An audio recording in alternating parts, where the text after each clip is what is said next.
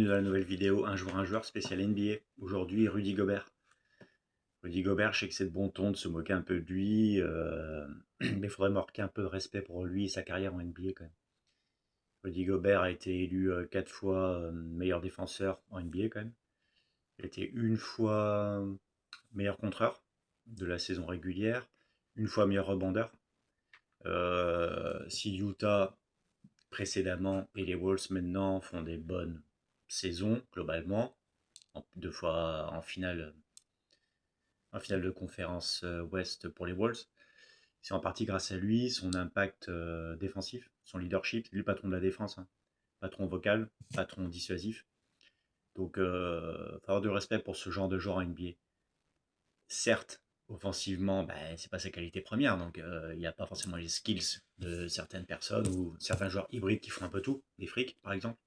Lui, c'est vraiment un rôle défensif. Donc c'est comme ça. Il faut accepter ce rôle-là, il le fait très bien.